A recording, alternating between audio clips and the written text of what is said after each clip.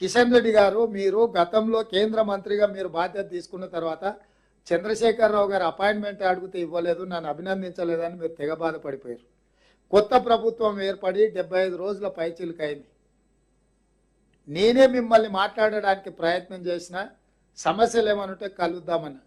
ఈ రోజు వరకు కనీసము ఈ ప్రభుత్వాన్ని ప్రజా సమస్యల మీద ఏదన్నా ఒక అంశం మీద ఎప్పుడైనా కలిసిండ్రా మీరు?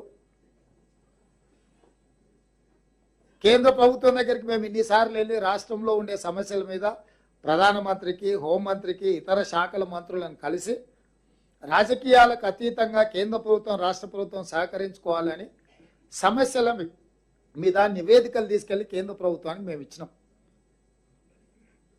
మీరెందుకు ఏదైనా ఒక సమస్య విషయంలో కానీ, తెలంగాణ అభివృద్ధి విషయంలో కానీ ఎందుకు రాష్ట్ర ప్రభుత్వానికి సహకరించాలన్న ఆలోచన మీకు లేదు కిషన్ రెడ్డి గారు?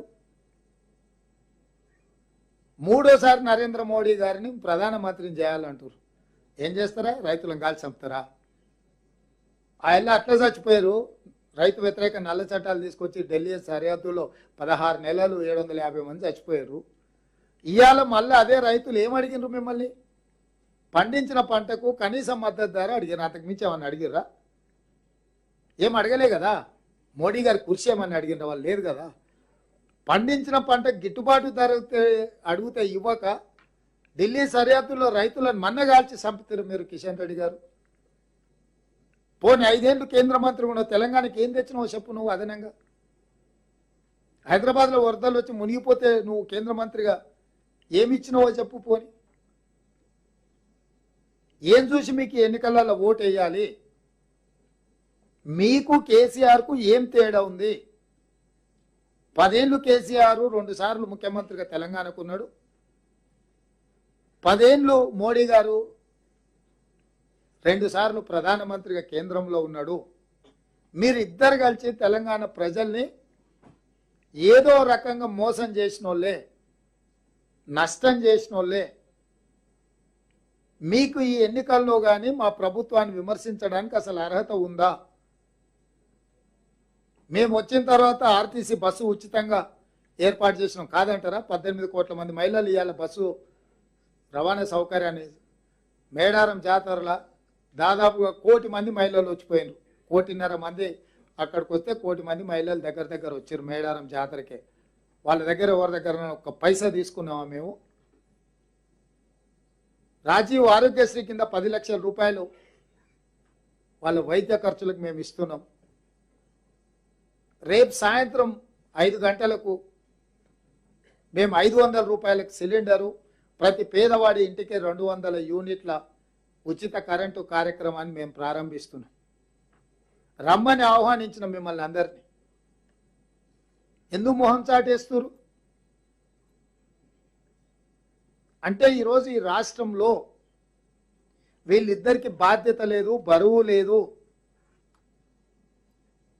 బాధ్యత బరువు లేకుండా ఏదో ఒకటి మాట్లాడుకుంటా ప్రజల్ని మభ్యపెట్టే ప్రయత్నం చేస్తుండ్రు. ఈరోజు సింగరేణి కార్మికులను తెలంగాణ రాష్ట్ర సాధనలో క్రియాశీలక పాత్ర పోషించిన కార్మికులను కుటుంబ సభ్యులుగా భావించి ఈరోజు ఆ కార్మికుల కోసము మా ఎనర్జీ శాఖ మంత్రి పట్టి విక్రమార్క గారు, ఉప ముఖ్యమంత్రి గారు ఆ సంస్థకు సంబంధించిన అధికారులతో కూర్చొని 1 కోటి రూపాయలు ఇన్సూరెన్స్ ఇవ్వాలని ఆలోచన చేసి ఈరోజు అంత మంచి కార్యక్రమాన్ని మేము తీసుకున్నాము. ఇంత మంచి కార్యక్రమాన్ని తీసుకున్నప్పుడు కూడా మీకు అభినందించాలన్న ఆలోచన రావడం లేదంటే మీ ఇద్దరికి రాజకీయ స్వార్థమే తప్ప, ఎన్నికల్లో గెలవాలన్న దురాశ తప్ప మీకు ఏమైనా విచక్షణ ఉన్నదా అని కాంగ్రెస్ పార్టీ మిమ్మల్ని అడుగుతుంది. అందుకే ఈరోజు ఈ తెలంగాణ రాష్ట్రం ఇచ్చింది కాంగ్రెస్ పార్టీ, తెలంగాణ రాష్ట్రాన్ని కాపాడేది కాంగ్రెస్ పార్టీ, ఈ తెలంగాణ రాష్ట్రాన్ని అభివృద్ధి పదం వైపు నడిపించేది కాంగ్రెస్ పార్టీ, ఈ తెలంగాణ రాష్ట్రంలో సంక్షేమ పథకాలు అమలు చేసేది కాంగ్రెస్ పార్టీ. మాకున్న బరువు బాధ్యత ఎవ్వరు మమ్మల్ని ప్రశ్నించే అధికారం లేదు.